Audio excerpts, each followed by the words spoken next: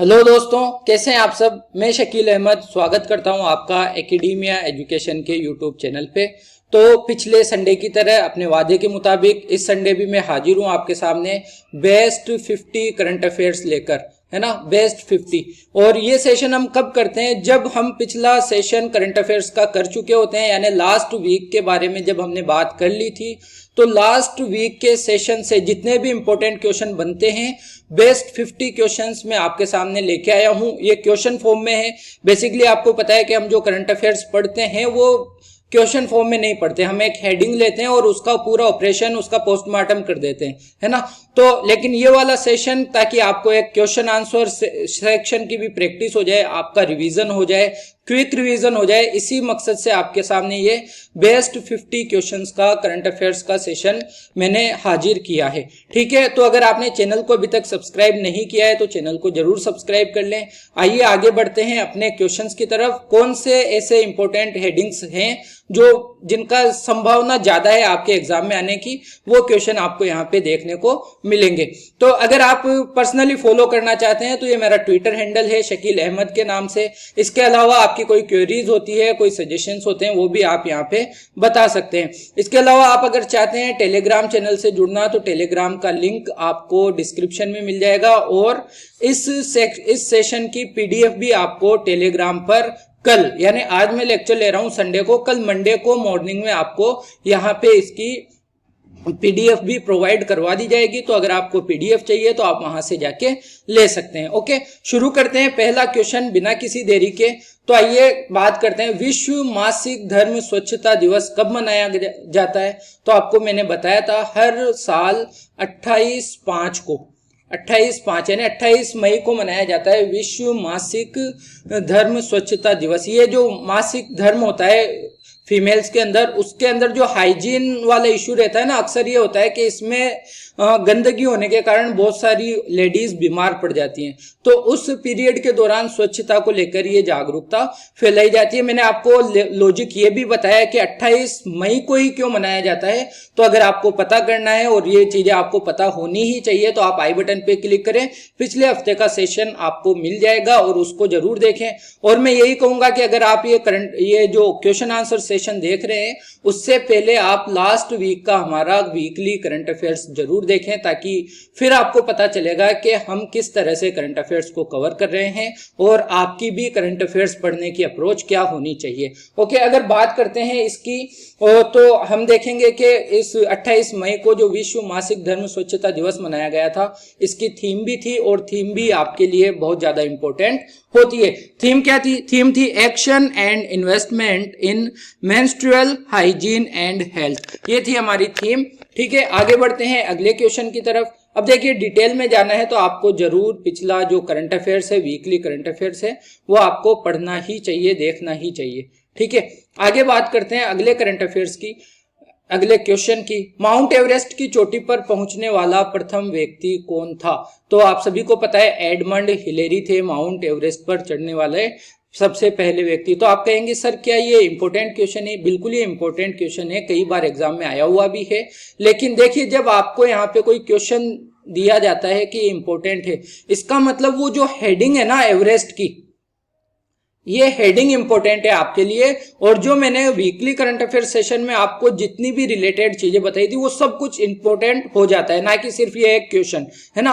तो सिर्फ इतना सा रट के अगर आप चले जाते हो एग्जाम में तो आप शायद क्रैक नहीं कर पाओगे। इसके लिए आपको पूरा ओवरऑल जानना ही पड़ेगा, और यही अप्रोच रहती है हमारी करंट अफेयर्स पढ़ने की। इसीलिए मैं आपसे बार बार कह रहा हूं, इस सेशन को लेने से पहले आप वीकली करंट अफेयर्स का सेशन जरूर लें। आई बटन पे क्लिक करेंगे तो आपको मिल जाएगा। उसके बाद में जब आप ये सेशन देखेंगे तो आपको अपने आप पे कॉन्फिडेंस कुछ ज्यादा नजर आएगा। एडमंड हिलेरी की बात की थी हमने एवरेस्ट डे के ऊपर, विश्व एवरेस्ट डे मनाया गया था, एवरेस्ट दिवस, है ना। आपको पता है दुनिया की सबसे ऊंची चोटी है माउंट एवरेस्ट, और माउंट एवरेस्ट को सबसे पहले फतह किया था 29 मई 1953 को। किसने? एडमंड हिलेरी ने।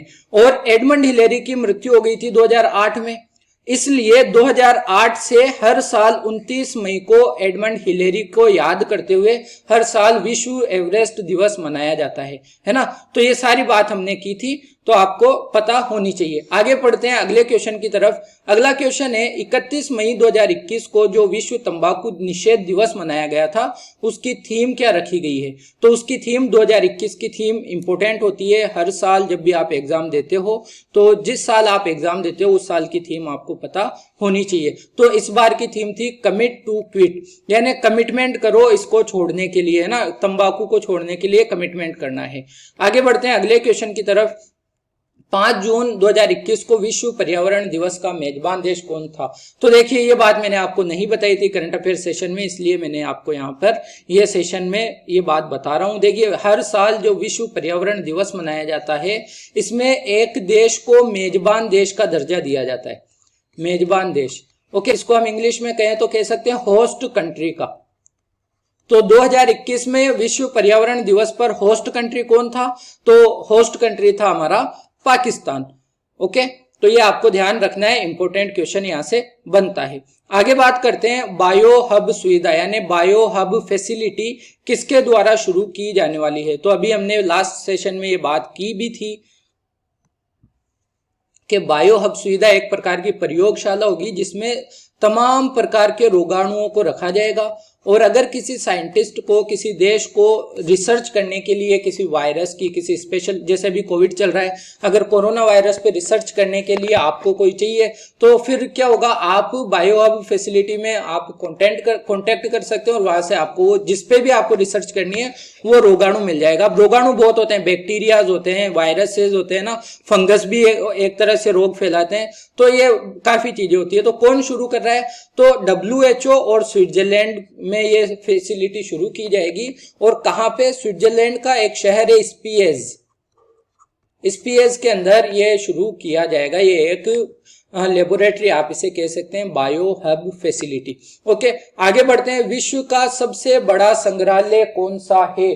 तो विश्व का सबसे बड़ा संग्रहालय है, आप सभी को पता है, पेरिस में है, फ्रांस में, ल्यूव्र म्यूजियम या ल्यूव्र संग्रहालय। और ये चर्चा में इसलिए था क्योंकि 228 सालों में पहली बार कोई महिला है जो इसकी क्यूरेटर बनी है।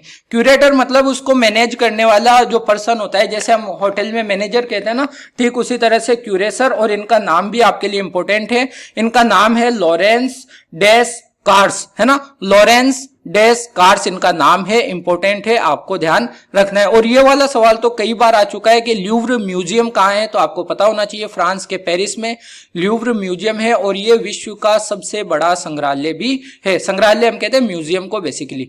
फिर आगे बढ़ते हैं अगले क्वेश्चन की तरफ। अमेरिका की पहली महिला आर्मी सेक्रेटरी किसे नियुक्त किया गया है। तो आप सभी को पता है पहली बार किसी महिला को आर्मी सेक्रेटरी नियुक्त किया गया है अमेरिका में और इनका नाम है क्रिस्टीन एलिजाबेथ वर्मुथ, है ना। तो ये आपको जरूरी है जानना, ऐसे नाम जो नियुक्तियां होती है खासकर अमेरिका में, और अमेरिका में भी उन व्यक्तियों की नियुक्तियां जो भारतीय मूल के हैं, भारतीय मूल के हैं, उनका तो आपको पता होना ही चाहिए। जैसे मैंने आपको जैसे आप सब जानते हैं कमला हैरिस है वहां की, और जब हमने बात की थी क्रिस्टीन एलिजाबेथ वर्मुथ की, उनके साथ मैंने आपको एक नाम बताया था और वो नाम क्या था, अरुण वेंकट रमन। भारतीय मूल के व्यक्ति हैं, है तो अमेरिकी, लेकिन इनके दादा परदादा कभी क्या रहे थे, भारत के रहे थे। अरुण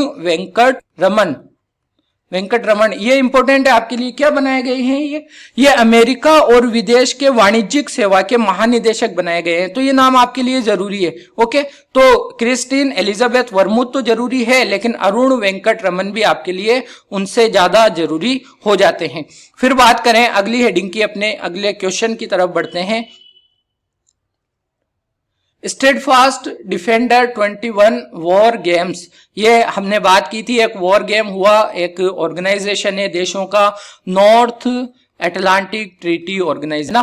तो जो अटलांटिक, उत्तरी अटलांटिक महासागर के आसपास के देश हैं, जैसे हम एशिया पैसिफिक कहते हैं ना, उसी तरह से नॉर्थ अटलांटिक ट्रीटी ऑर्गेनाइजेशन उत्तरी अटलांटिक के देश हैं, इनका संगठन है। इन सभी देशों ने मिलकर क्या किया, एक वॉर गेम यानी युद्ध अभ्यास किया, और ये युद्ध अभ्यास है steadfast defender 21 war games. Important है। नाटो का हेडक्वार्टर आपको पता होना चाहिए ब्रुसेल्स में है, ब्रुसेल्स है बेल्जियम की राजधानी। अगले क्वेश्चन पे आते हैं। सामोआ की प्रथम महिला प्रधानमंत्री कौन बनी है? देखिए, सामोआ एक छोटा सा द्वीपीय देश है, शायद इसका नाम आपने पहले कभी सुना भी ना हो। सामोआ की प्रथम महिला प्रधानमंत्री बनी, जो ऑस्ट्रेलिया है ना हमारा, ये जैसे ये यहाँ पे ऑस्ट्रेलिया है, तो ऑस्ट्रेलिया के इधर थोड़ा सा पापुआ न्यू गिनी है और उसी के आसपास एक द्वीपीय देश है सामोआ। तो सामोआ में पहली बार कोई प्रधानमंत्री बनी है, इनका नाम है नाओमी मताफा। ओके, और इनका पूरा नाम अगर आप देखेंगे तो फियामे नाओमी मताफा बनी है समोआ की पहली प्रधानमंत्री, महिला प्रधानमंत्री। ओके, और आपको ध्यान रखना है भारत की पहली महिला प्रधानमंत्री कौन थी? भारत की तो श्रीमती इंदिरा गांधी जी भारत की पहली महिला प्रधानमंत्री थी। फिर बात करें, इजराइल के नए राष्ट्रपति बन गए हैं, कौन बन गए? इसाक हेrzog बने इजराइल के नए राष्ट्रपति। और आपको यह भी पता होगा इजराइल के 11वें राष्ट्रपति हैं। भारत के 11वें राष्ट्रपति कौन थे? भारत के 11वें राष्ट्रपति आप बताइए। और आपको बता दें कि जो इजराइल के प्राइम मिनिस्टर हैं बेंजामिन नेतन्याहू, वो भी अब बहुत ज्यादा टाइम तक प्राइम मिनिस्टर नहीं रहने वाले हैं। उनके खिलाफ जो लाया गया था उनको हटाने का प्रस्ताव वो पास हो चुका है और अब बहुत जल्दी आपको देखने को मिलेगा, शायद जो हम नेक्स्ट वीक बात करेंगे इजराइल के प्राइम मिनिस्टर के बारे में, जो चेंज हो जाएंगे उनके बारे में भी हम बहुत जल्दी बात करने वाले हैं। भारत के 11वें जो प्रेसिडेंट थे वो आप सभी को पता है, missile man of India Shri APJ Abdul Kalam Sahab थे और उनको क्या कहा जाता है? मिसाइल मैन ऑफ इंडिया कहा जाता है। फिर बात करें अगले क्वेश्चन की। अगला क्वेश्चन है MHIM मोबाइल ऐप किस राज्य के द्वारा लॉन्च किया गया था? देखिए, इसी राज्य ने एक और मोबाइल ऐप लॉन्च किया था, मोमा, है ना। मोमा किया था ऑर्गेनिक फल और सब्जियों के लिए, ऑर्गेनिक फल और सब्जियों को आप खाते हैं, मोमा। और अब इसी राज्य ने क्या किया है? एक नया मोबाइल ऐप लॉन्च किया है, MHIM। तो अगर आपको मोमा का याद है तो आपको MHIM आप समझ गए होंगे। इसका पूरा नाम मैं आपको बताता हूं। इसका पूरा नाम है Manipur home isolation management mobile app. तो आपको पता चला मणिपुर के द्वारा लॉन्च किया गया ये मोबाइल ऐप है और ये उन लोगों के लिए है जो कोविड से संक्रमित हैं और अपने घरों में क्या है? आइसोलेट हो रखे हैं, होम आइसोलेट जो हो रखे हैं। तो उन लोगों को जरूरत की चीजें मुहैया कराने के लिए ये ऐप बनाया गया है मणिपुर की सरकार के द्वारा। जो व्यक्ति मणिपुर का है और होम आइसोलेट है वो इस ऐप पे जाके अपनी जरूरत बता सकता है, सरकार के द्वारा उसके स्थान तक उसकी जो जरूरत की चीज है वो पहुंचा दी जाती है। ऐसा ये ऐप डेवलप किया गया है। अगले क्वेश्चन पे बात करते हैं और अगला क्वेश्चन जो है हमारा वो है भारत सरकार के वाणिज्य सचिव किसे चुना गया है? तो देखिए, हमने बात की थी BVR सुब्रमण्यम की। BVR सुब्रमण्यम की जब हमने बात की थी, इनको भारत सरकार का क्या चुना गया था? वाणिज्यिक सचिव चुना गया, वाणिज्यिक सचिव। ओके, तो ये इंपॉर्टेंट है। जो आपके सचिव होते हैं वो जो बहुत ज्यादा इंपॉर्टेंट होते हैं और आपको पता है सचिव का पद, जो केंद्रीय सचिव होता है, वो IAS ऑफिसर का सबसे बड़ा पद होता है और ये डायरेक्ट मंत्री को रिपोर्ट करते हैं ना। मंत्री के बाद जो पद आता है वो IAS ऑफिसर का सेक्रेटरीज का आता है। ठीक है, तो भारत के नए वाणिज्य सचिव यानी कॉमर्स सेक्रेटरी कौन चुने गए थे? ये हैं हमारे, चुने नहीं जाते हैं, बेसिकली प्रमोट होते हैं या नियुक्ति की जाती है। एक IAS ऑफिसर नेता थोड़ी है जो 10वीं फेल होगा तो भी चुन लिया जाएगा, है ना। ये बड़े काम होते हैं, ये जरूरी काम होते हैं। देखिए, मंत्री तो सिर्फ सिग्नेचर करने के लिए होता है, बाकी सारा काम मंत्री के नाम पे एक सचिव संभालता है ना। तो मंत्री तो चुन लिया जा सकता है 10वीं फेल भी, लेकिन वाणिज्य सचिव जो सचिव होते हैं वो बिल्कुल एक IAS ऑफिसर होना जरूरी है, उनको इतना ज्ञान होना जरूरी है चीजों के बारे में। अगले क्वेश्चन पे बढ़ते हैं। भारत की पहली फ्लाइट इंजीनियर बन गई थी, पहली महिला टेस्ट फ्लाइट इंजीनियर या flight test engineer, I think flight test engineer. अब ये क्या है फ्लाइट टेस्ट इंजीनियर? ये फ्लाइट टेस्ट इंजीनियर है, एयरफोर्स के अंदर एक पोस्ट होती है इंजीनियर की, है ना, फ्लाइट टेस्ट इंजीनियर की। तो पहली बार इस पोस्ट पर कोई महिला नियुक्त की गई है, कोई महिला बनी है, आश्रिता वी ओलेटी। तो ये बहुत ज्यादा इंपॉर्टेंट क्वेश्चन आपके लिए हो जाता है। तो क्वेश्चन पूछ रहा है कि किस राज्य से ये बिलोंग करती हैं? तो ये बिलोंग करती हैं कर्नाटक से। कर्नाटक की राजधानी आपको पता है बेंगलुरु है, बेंगलुरु, और इसको क्या कहा जाता है? Silicon valley of India, silicon valley, silicon घाटी है ना, सिलिकॉन वैली ऑफ इंडिया कहा जाता है बेंगलुरु को। मोस्ट इंपोर्टेंट सिटी है, आपको पता होना चाहिए। इसरो का हेडक्वार्टर भी बेंगलुरु में ही है। इंडियन स्पेस रिसर्च ऑर्गेनाइजेशन, आप मुझे कमेंट करके बताएंगे इसरो के हेड कौन है, इसरो के चीफ कौन है अभी। ओके, फिर बात करते हैं अगले क्वेश्चन की हमारे। और अगला क्वेश्चन क्या है, NIA यानी नेशनल इन्वेस्टिगेशन एजेंसी, राष्ट्रीय जांच एजेंसी का नया महानिदेशक किसे चुना गया है। देखिए ध्यान रखिए, महानिदेशक चुना गया है। महानिदेशक एक्चुअली उनको बनाया नहीं गया, इनको अतिरिक्त प्रभार दिया गया है, अतिरिक्त प्रभार दिया गया है। और किसको दिया गया है ये अतिरिक्त प्रभार, ये दिया गया है श्री कुलदीप सिंह को। सुबोध कुमार जायसवाल आपको पता है सीबीआई के नए डायरेक्टर जनरल या नए अध्यक्ष इनको बनाया गया है। और कुलदीप सिंह को अतिरिक्त प्रभार दिया गया है राष्ट्रीय जांच एजेंसी के बारे में। आइए बढ़ते हैं अगले क्वेश्चन की तरफ। IBF यानी भारतीय broadcasting foundation, Indian broadcasting foundation का नाम बदलकर क्या कर दिया गया है। मैंने आपको वीकली करंट अफेयर्स में बताया था कि इंडियन जो ब्रॉडकास्टिंग फाउंडेशन है वो क्या है, जो तमाम चैनल हैं जैसे सोनी है, स्टार प्लस है, जी टीवी है वगैरह, इन तमाम चैनल के जो ओनर्स हैं, जो MD एंड CEO हैं, उनका एक फाउंडेशन है या उनका एक संघ बना हुआ है। इसी को हम कहते हैं IBF, भारतीय ब्रॉडकास्टिंग फाउंडेशन। तो अब इसने अपना नाम बदलकर क्या कर लिया गया है, तो देखिए आजकल OTT प्लेटफॉर्म एक नया आ गया ना, तो पहले तो सिर्फ जो थिएटर में चीजें होती थी उसको लेकर ये बना हुआ था, तो अब OTT भी, क्योंकि एक OTT प्लेटफॉर्म भी आ गया है तो इसको भी उसके अंदर इंक्लूड करना जरूरी था। तो अब इन्होंने अपना नाम क्या कर लिया है, Indian broadcasting and digital foundation. Okay, तो डिजिटल शब्द इन्होंने अपने अंदर जोड़ लिया है, तो ये इंपॉर्टेंट है, आपको ध्यान इसके बारे में होना चाहिए। फिर बात करते हैं अगले क्वेश्चन की तरफ।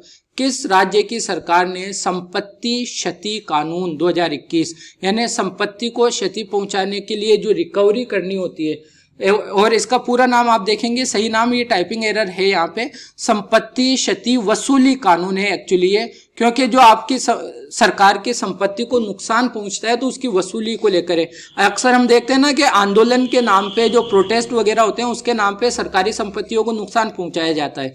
तो पहले क्या होता था, सिर्फ सजा दे दी जाती थी, लेकिन अब जो नुकसान हुआ है उसकी वसूली भी इस कानून के माध्यम से की जाएगी। तो ये कानून लेकर आई है हरियाणा सरकार के द्वारा ये कानून लाया गया है।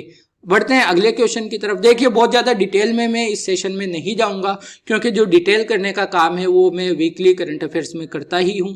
इस सेशन के बाद इस वीक का जो सेकंड वीक ऑफ जून है, जून का सेकंड वीक, आज शाम को करीब 7 से 8 बजे तक आपको वो सेशन मिल जाएगा, जिसमें हम बात करेंगे इस पूरे जून के इस जो मंडे से संडे तक आज तक के जितने भी करंट अफेयर्स इंपॉर्टेंट रहे उन सारे करंट अफेयर्स की हम बात करेंगे उस सेशन के अंदर। तो आप वो देखना बिल्कुल ना भूलें, ठीक है। युवा का क्या मतलब है, युवा एक योजना लाई गई है और इसका मतलब है यंग अपकमिंग वर्सेटाइल ऑथर। ये दो ऑप्शन सेम ही हो गए, लेकिन आपको ध्यान रखना है यंग अपकमिंग वर्सेटाइल ऑथर इसका पूरा नाम है, यानी जो अपकमिंग 30 वर्ष से कम के जो ऑथर्स हैं, 30 वर्ष से कम के ऑथर्स, उनको बढ़ावा देने के लिए, उनको प्रोत्साहन देने के लिए ये योजना लाई गई है। ओके, आगे बढ़ते हैं अगली खबर पे, अगले क्वेश्चन पे। और भारत के राजस्व सचिव कौन है, तो देखिए BVR सुब्रमण्यम थे हमारे वाणिज्य सचिव।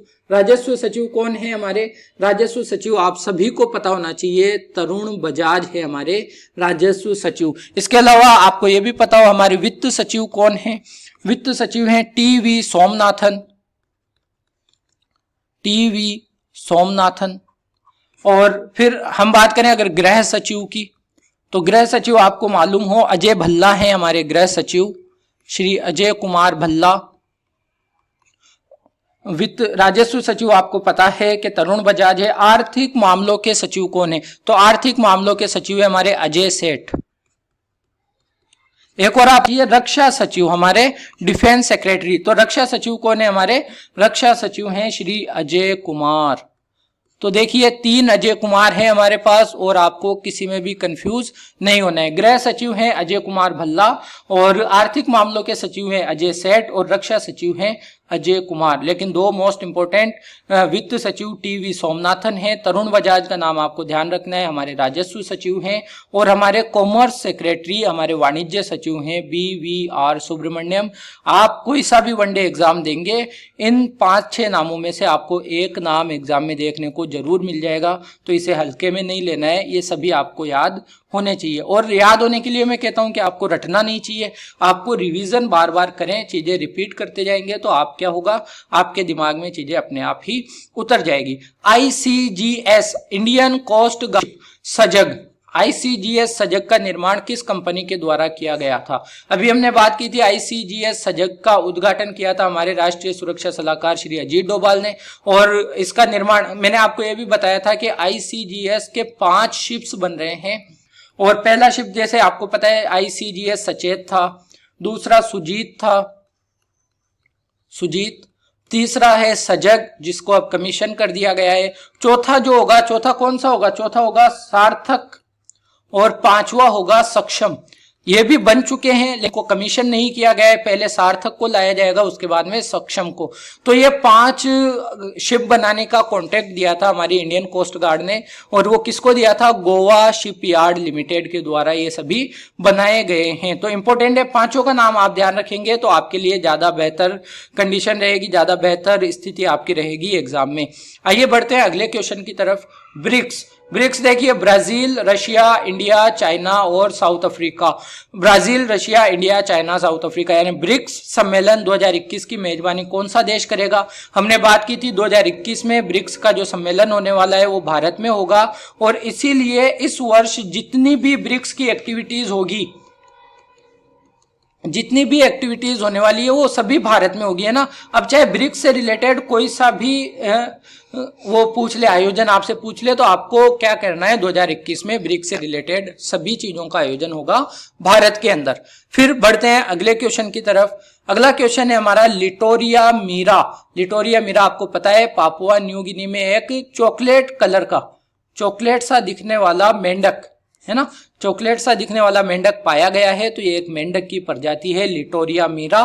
कहां पे खोजा गया है ये खोजा गया है पापुआ न्यू गिनी में, न्यू गिनी। ओके, तो आपको ध्यान रखना है, इंपॉर्टेंट ये है आपके लिए। फिर बात करें अगले क्वेश्चन की। नेक्स्ट क्वेश्चन है सीनियर सिटीजन्स के लिए सेज प्रोजेक्ट। सेज प्रोजेक्ट क्या है आपको पता है, सीनियर सिटीजन यानी 60+ एज वालों को क्या करना है, 60+ एज वालों को हर प्रकार की सुविधा एक ही जगह प्राप्त कराने के लिए, एक ही जगह मुहैया कराने के लिए सेज प्रोजेक्ट लाया गया है। सेज प्रोजेक्ट लाया गया है, और कौन से मंत्रालय के द्वारा, ये पूछा है कि किस मंत्रालय के द्वारा। तो आपको पता हो पिछली बार हमने इनके मंत्री का नाम पूछा था, थावरचंद गहलोत। थावरचंद गहलोत कौन से मंत्रालय में है हमारे, थावरचंद गहलोत हैं हमारे सामाजिक न्याय एवं अधिकारिता मंत्री। तो ये जो प्रोजेक्ट लाया गया है ये लाया गया है सामाजिक न्याय और अधिकारिता मंत्रालय के द्वारा, ठीक है। तो ये बात आपको ध्यान रखनी है। फिर बात करें ब्लू फिन महसीर मछली की। ब्लू फिन महसीर मछली का IUCN स्टेटस क्या है, तो आपको पता होना चाहिए कुछ समय पहले तक ये क्रिटिकली एंडेंजर्ड थी, यानी घोर रूप से संकटग्रस्त थी, विलुप्त प्राय थी, ठीक है। तो लेकिन अब जब इसके संरक्षण के लिए काम किया गया तो इसकी अच्छी खासी तादाद बढ़ चुकी है, इसलिए अब ये आ गई है लीस्ट कंसर्न्ड कैटेगरी के अंदर। अब बहुत ज्यादा चिंता करने की जरूरत नहीं है। इसके लिए क्या हुआ है, बहुत संरक्षण का काम हुआ है और इसकी जो तादाद है, इसकी जो मात्रा है वो अच्छी खासी बढ़ चुकी है। अब ये कंसर्न के अंदर तो है लेकिन लिस्ट कंसर्न में है ना, बहुत ज्यादा चिंता करने की जरूरत नहीं है, लेकिन फिर भी अभी हमें इसके संरक्षण पे काम करना चाहिए। फिर बात करते हैं अगले इंडेक्स की, अगले क्वेश्चन की। SDG इंडेक्स 2020-21 आपको पता है 2021 में SDG का 3रा संस्करण लागू किया गया, 2018 में पहला लागू किया गया था और नीति आयोग के द्वारा इसको लागू किया जाता है, इसको जारी किया जाता है।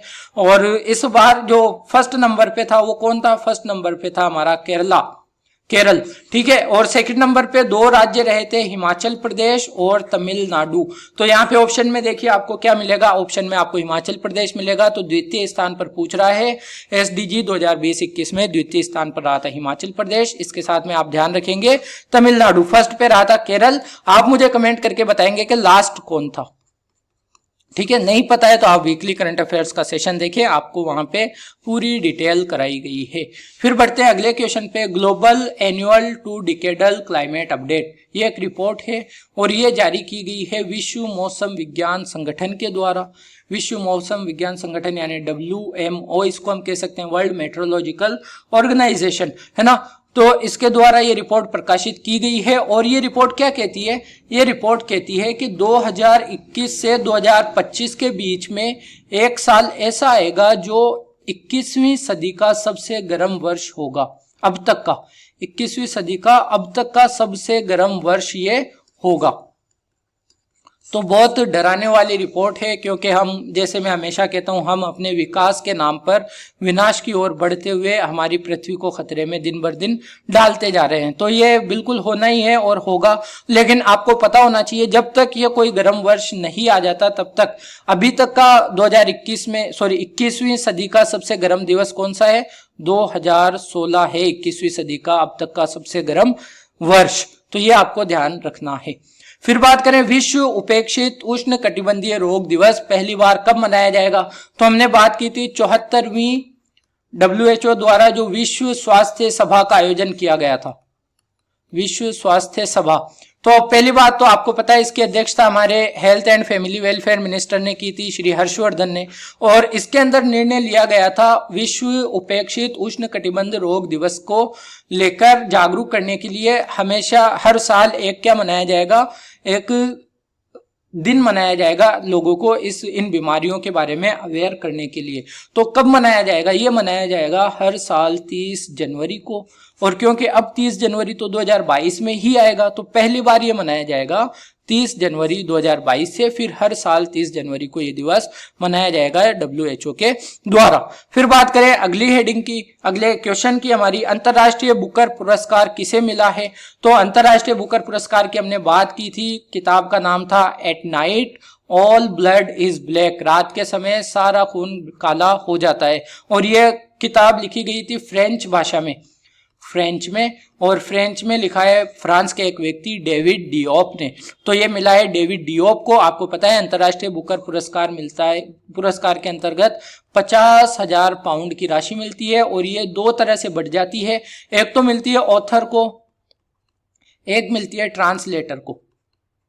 क्योंकि एक चीज मैंने आपको बताई थी कि एक तो होता है बुकर पुरस्कार और एक अंतरराष्ट्रीय बुकर पुरस्कार। तो इन दोनों में क्या फर्क है, चलिए मैं यहाँ नहीं बताऊंगा, आप जाइए आई बटन पे क्लिक कीजिए और वीकली करंट अफेयर सेशन देखिए, वहां पे मैंने इसको डिटेल में किया है। यहाँ पे रिपीट करने का मतलब है वीडियो में बिना मतलब के 2 मिनट बढ़ा देना, जो आपके ही समय को कहीं ना कहीं खराब करते हैं। फिर बात करते हैं अगले क्वेश्चन की। एक पुस्तक है transformation in times of crisis, transformation in times of crisis पुस्तक के लेखक का नाम आपको पूछा है। तो 2 व्यक्तियों ने लिखी थी, एक तो व्यक्ति है नितिन राकेश और जेरी विंड के द्वारा लिखी हुई ये पुस्तक है कि जो क्राइसिस के टाइम में आपका ट्रांसफॉर्मेशन किस तरह का होना चाहिए। ये बुक न्यूज में इसलिए थी क्योंकि इसको बिजनेस की कैटेगरी में क्या दिया गया था, बिजनेस बुक की कैटेगरी में इसको international business book of the year का अवार्ड दिया गया था। इंटरनेशनल बिजनेस बुक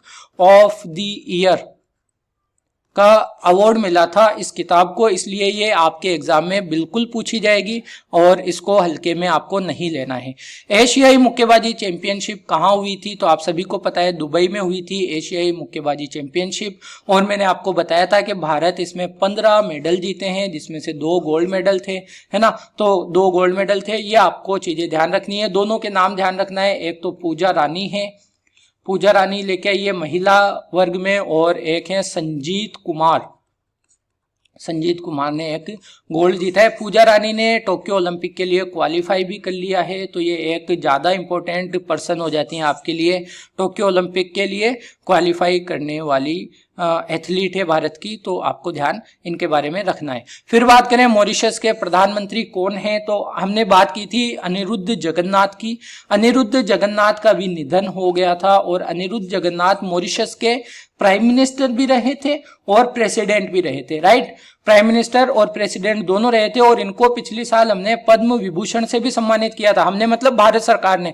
तो वर्तमान में मॉरिशस के प्रधानमंत्री कौन है, इन्हीं के सुपुत्र हैं श्री प्रवीण जगन्नाथ। भारतीय मूल के लोग हैं तो इनको याद रखना आपको जरूरी होता है। प्रवीण जगन्नाथ हैं मॉरिशस के प्रधानमंत्री वर्तमान में, और आपको इनके साथ साथ अनिरुद्ध जगन्नाथ का नाम भी याद रखना है। दोनों में से कोई एक नाम आने वाले एग्जाम में जरूर पूछा जाएगा। बात करते हैं अगले क्वेश्चन की। अगला क्वेश्चन है, हाल ही में तेलुगु लेखक कालीपट्टनम रामाराव का निधन हो गया, वे अन्य किस नाम से जाने जाते थे। तो देखिए ये हिंदी टाइपिंग में थोड़ी सी मिस्टेक होती है। यहाँ पे जो ऑप्शन दिया गया है कारा मास्टर नहीं है, इनका नाम था कारा मस्तारू। कारा मस्तारू, है ना। आप समझ सकते हैं जब इंग्लिश टाइपिंग और हिंदी टाइपिंग में फर्क होता है तो चीजें गलत, कुछ ना कुछ मिस्टेक वो ऑटोमेटिकली ले लेता है ना, हम कुछ भी करना चाहें तो वो ले लेता है। लेकिन यहाँ पे आपको ध्यान रखना है कारा मस्तारू के नाम से इनको जाना जाता था, तेलुगु के प्रसिद्ध लेखक ये रहे थे, ठीक है। अभी इनका हाल ही में निधन हो गया था, इनके बारे में हमने बात की भी थी। फिर बात करते हैं अगली हेडिंग की। पीएमसीसी क्या है, आपको पता है पीएमसीसी एक योजना है जिसके अंतर्गत 23 साल की उम्र में प्रधानमंत्री ने घोषणा की है अगर कोई बच्चा अनाथ हो गया है तो जब वो 23 साल का हो जाएगा तो उसको 10 लाख रुपए की सहायता दी जाएगी। उससे पहले उसकी पढ़ाई लिखाई का खर्चा भी भारत सरकार के द्वारा उठाया जाएगा। तो यही है, आपको पता है कि 18 साल का होने तक उसका एजुकेशन, फिर 18 से 23 तक उसको मंथली भत्ता दिया जाएगा, और जब 23 का हो जाएगा तो 10 लाख रुपए की सहायता दी जाएगी। ये किया गया है हमारे भारत के प्राइम मिनिस्टर के द्वारा, जो योजना है prime minister cares for children, है ना, इसके अंतर्गत किया गया है। तो पीएमसीसी का पूरा नाम है पीएम केयर्स फॉर चिल्ड्रन, यानी prime minister cares for children. बाकी आपको पता है कि प्राइम मिनिस्टर भारत की और भारत के लोगों की कितनी चिंता करते हैं, इस पे डिस्कशन पे नहीं जाएंगे। आगे बढ़ते हैं। अगला जो क्वेश्चन है हमारा, घर घर औषधि योजना किस राज्य के द्वारा शुरू की गई है। तो घर घर औषधि योजना मैंने आपको बताया राजस्थान सरकार के द्वारा। 4 औषधीय पौधे होते हैं जैसे तुलसी है, अश्वगंधा है ना, कालमेघ है और गिलोय है। ये इन चारों पौधों को राजस्थान के घर घर में बांटा जाएगा, वितरण किया जाएगा, ताकि राजस्थान के हर घर में औषधीय गुणों से संपन्न पौधे रहें और वहां के लोग कम बीमार पड़े, ठीक है। तो राजस्थान सरकार की ये योजना है। अशोक गहलोत यहाँ के सीएम हैं, चीफ मिनिस्टर हैं, कांग्रेस से ये बिलोंग करते हैं। फिर बात करते हैं अगले क्वेश्चन की। अगला तो इफ्को का फुल फॉर्म आपसे पूछा है, और इफ्को आप सभी को पता है नैनो यूरिया लिक्विड, यानी लिक्विड यूरिया खाद बनाने वाला एक कोऑपरेटिव संस्था है भारत की। क्या है, सहकारी संस्था है ना, और दुनिया की पहली नैनो यूरिया खाद भी इसके द्वारा बनाई गई है जिसकी पूरी दुनिया में डिमांड है।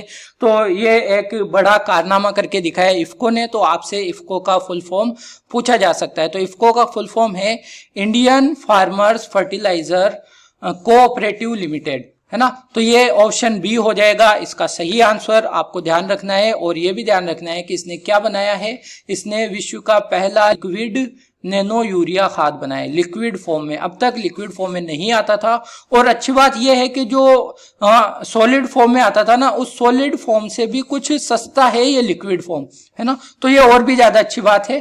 तो ये इंपॉर्टेंट आपके लिए ज्यादा हो जाता है, एग्जाम में पूछा ही जाएगा। और अगले क्वेश्चन की बात करें, भारतीय उद्योग परिसंघ का अध्यक्ष किसे चुना गया है। CII confederation of Indian industries, इसका अध्यक्ष किसे चुना गया है। इसका अध्यक्ष चुना गया है श्री TV नरेंद्रन को। तो आपको पता रखना है TV नरेंद्रन इंपॉर्टेंट पर्सनैलिटी है, और ये टाटा स्टील के MD एंड CEO भी हैं। टाटा स्टील, है ना, इसके MD and CEO managing director and chief executive officer हैं श्री TV नरेंद्रन, और इनको अब भारतीय उद्योग परिसंघ का अध्यक्ष चुन लिया गया है, नियुक्त कर दिया गया है। फिर बात करते हैं अगले क्वेश्चन की। हमारा अगला क्वेश्चन है,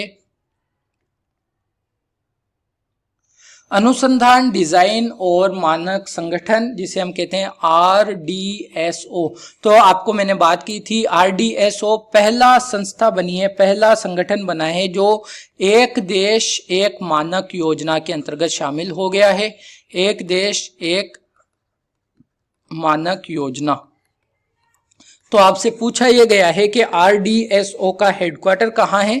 तो आपको पता है RDSO का हेडक्वार्टर है यूपी की राजधानी लखनऊ में, और आपको सभी को पता है कि यूपी के जो CM हैं वो हैं योगी आदित्यनाथ, और बीजेपी से ये हैं। फिर बात करते हैं अगले क्वेश्चन की।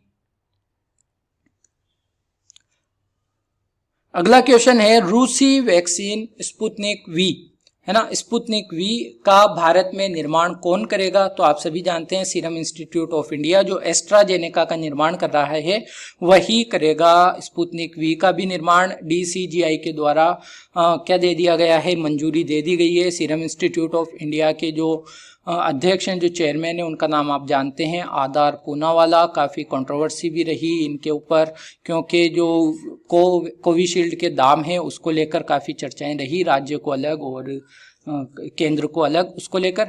आधार पूनावाला के बारे में अगर बात करें तो एक NBFC कंपनी है, magma Fincorp limited. Magma Fincorp limited के भी चेयरमैन ये बन चुके हैं, तो ये भी आपको ध्यान में रखना है। और सीरम इंस्टीट्यूट ऑफ इंडिया का हेडक्वार्टर कहाँ है, तो आपको पता होना चाहिए सीरम इंस्टीट्यूट ऑफ इंडिया का हेडक्वार्टर है पुणे, है ना। इसके अलावा एक आप नाम ध्यान रखेंगे भारत बायोटेक का, जैसे यहाँ पे लिखा हुआ है भारत बायोटेक, और भारत बायोटेक का हेडक्वार्टर है हैदराबाद में। और भारत बायोटेक बना रहा है भारत की पूर्ण रूप से इंडिजिनस वैक्सीन, जिसे हम कोवैक्सीन की बात कर रहे हैं, जिसे हम कोवैक्सीन कहते हैं। तो कोवैक्सीन कौन बना, बायोटेक। इसके अलावा एक कोवैक्सीन हम भी बना रहे हैं, जिसके अंदर आपको पता चलता है भारत के संविधान के बारे में। एक कोवैक्सीन सीरीज हमारे द्वारा एकेडेमिया क्लासेस के द्वारा चलाई जा रही है, जिसमें हम रोजाना एक आर्टिकल की बात करते हैं और आपको डेली एक आर्टिकल से जागरूक किया जाता है। और इसका रिजल्ट ये होने वाला है कि एक एक आर्टिकल करके आप बहुत आसानी से और बहुत आसान शब्दों में भारतीय संविधान के प्रति जागरूक हो जाते हैं। अगर आप किसी कंपटीशन एग्जाम की तैयारी करते हैं तो आपके लिए ये और भी ज़्यादा महत्वपूर्ण हो जाता है। ठीक है, तो अगर आपने नहीं देखा है तो मैं आई बटन में प्लेलिस्ट का लिंक डाल दूंगा, आप वहां जाकर इसको भी चेक कर सकते हैं, पसंद आपको जरूर आएगा। फिर बात करते हैं अगले क्वेश्चन की। अगला क्वेश्चन क्या है हमारा, अगला क्वेश्चन है IoT यानी इंटरनेट ऑफ थिंग्स उपकरण है MB टैग। इसका निर्माण किसने किया है। देखिए MB टैग एक उपकरण है जो आपके रूम का यानी आपके कमरे का रियल टाइम टेम्परेचर बताता है, रियल टाइम टेम्परेचर बता देता है। ठीक है, मतलब पॉइंटों में भी कम होता है ना, जैसे 0.01 भी कम होगा तो ये बता देगा कि हाँ इतना कम हो गया, रियल टाइम टेम्परेचर बता देगा। और इसका निर्माण किसने किया है, इसका निर्माण किया है IIT रोपड़ के द्वारा। IIT रोपड़ है पंजाब में, आप सभी को पता होना चाहिए। फिर बात करें हम अगले क्वेश्चन की। अगला क्वेश्चन है centre for cellular and molecular biology, जिसे हम कहते हैं CCMB। CCMB का हेडक्वार्टर अगर आपसे पूछा जाता है तो आपको जरूर ध्यान रखना है हैदराबाद में है, और ये सवाल आपसे जरूर पूछ लिया जाएगा आने वाले वनडे एग्जाम्स में, है ना। तो आप खुद देखेंगे और आपको पता चलेगा कि किस तरह से चीजें कनेक्ट होके कहां से क्वेश्चन बनता है। तो CCMB के नए निदेशक अभी चुने गए हैं। नए निदेशक हैं श्री नंदीकुरी साहब। नंदीकुरी यानी विनय कुमार नंदीकुरी को बनाया गया है CCMB का नया निदेशक, नया डायरेक्टर। हेडक्वार्टर जरूर ध्यान रखना है, हेडक्वार्टर हैदराबाद में है। और CCMB जो है वो CSIR के अंतर्गत काम करने वाली एक संस्था है। ठीक है, तो अगले क्वेश्चन पे बढ़ते हैं। एम्फोटेरिसिन बी क्या है। तो पिछली बार भी हमने एक ड्रग की बात की थी और वो थी ब्लैक फंगस की ड्रग।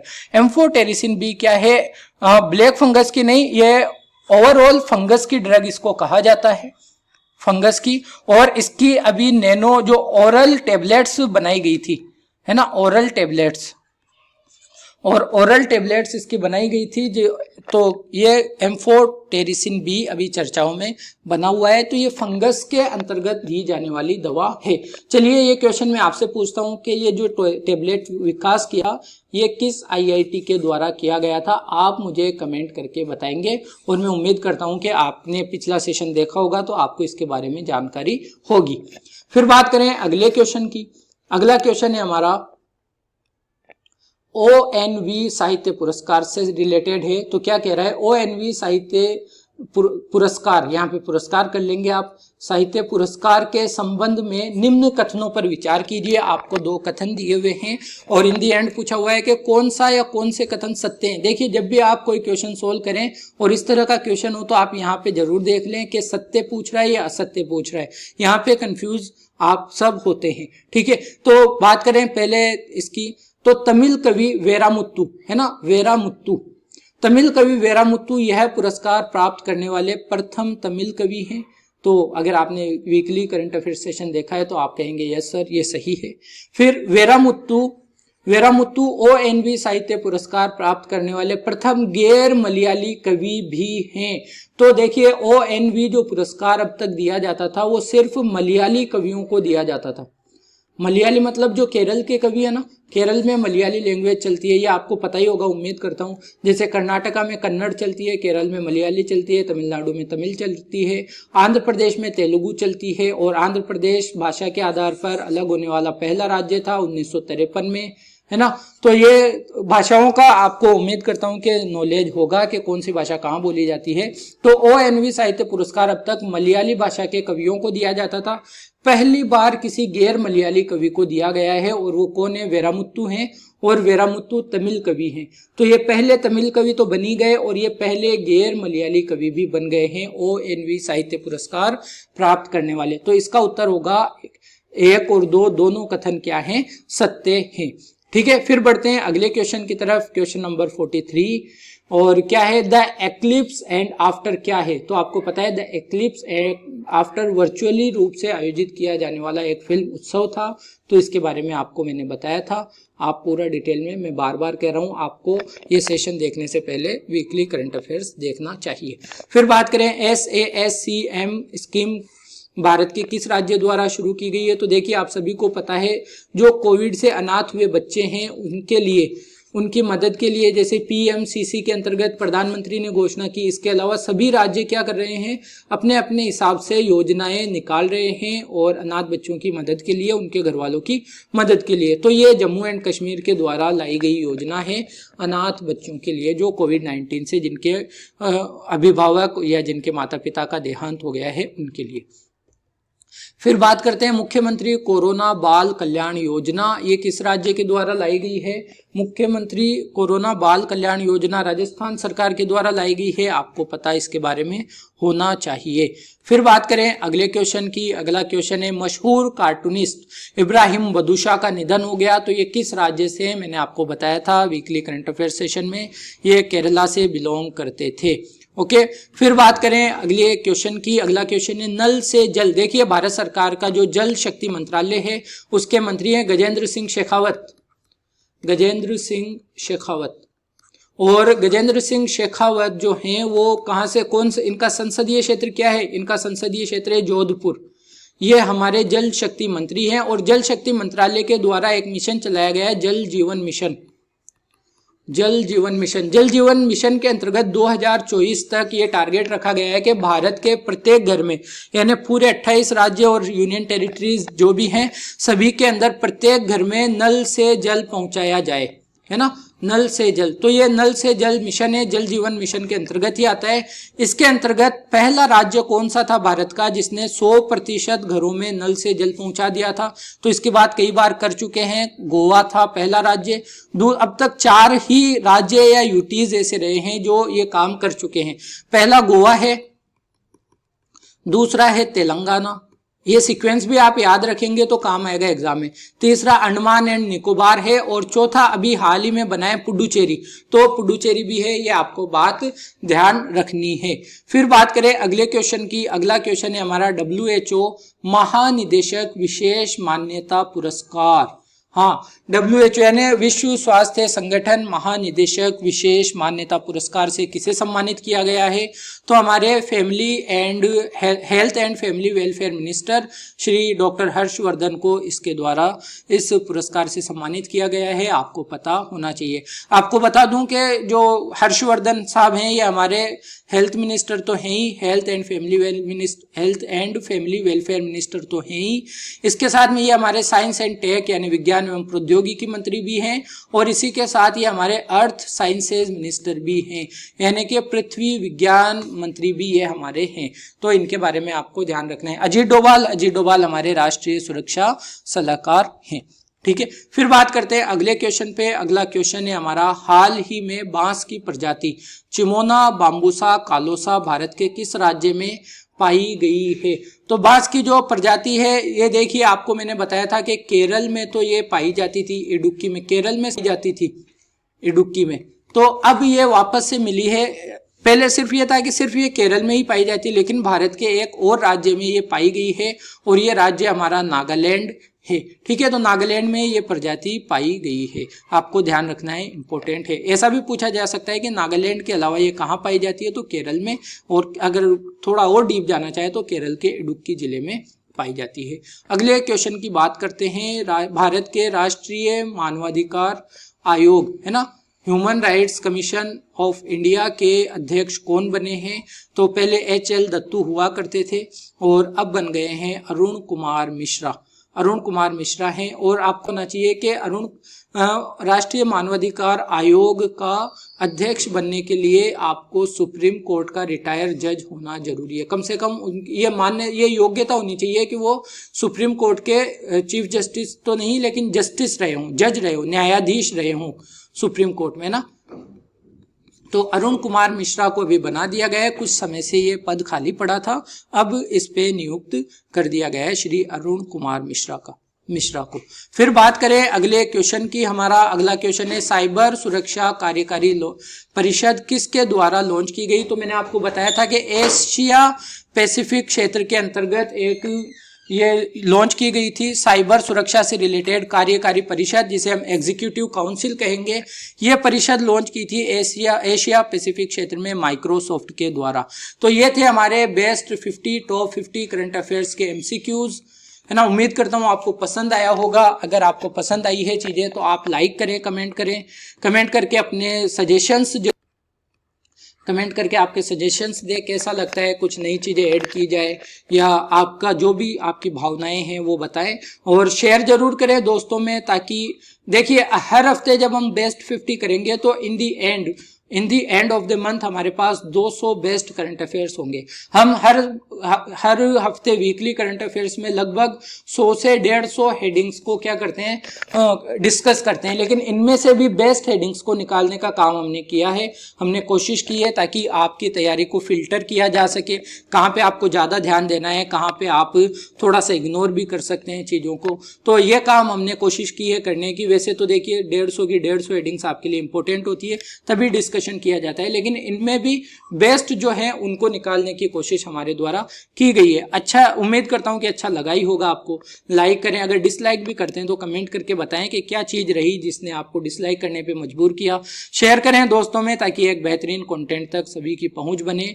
और अगर चैनल को सब्सक्राइब नहीं किया है तो आप चैनल को जरूर सब्सक्राइब कर लें, ताकि आपको हर वीडियो का नोटिफिकेशन बिल्कुल सबसे पहले प्राप्त हो जाए। अगर आपको, जैसे मैंने शुरू में बताया था, आप मुझे ट्विटर हैंडल पे फॉलो कर सकते हैं, वहां पे आपके डाउट्स पूछे जा सकते हैं, आपके डाउट्स क्लियर किए जाएंगे।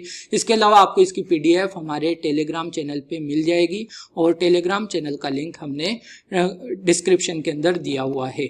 तो उम्मीद करता हूँ आपको ये पसंद आया है। मिलेंगे अगले वीडियो में, तब तक के लिए अपना ख्याल रखिए, घर पे रहिए, बहुत ज़रूरी होने पर ही बाहर जाइए, लेकिन पूरी एहतियात के साथ जाइए, और पढ़ते जरूर रहिए ताकि आपकी तैयारी, बाहर सिचुएशंस कैसी भी हो, आपकी तैयारी मजबूत होती रहे।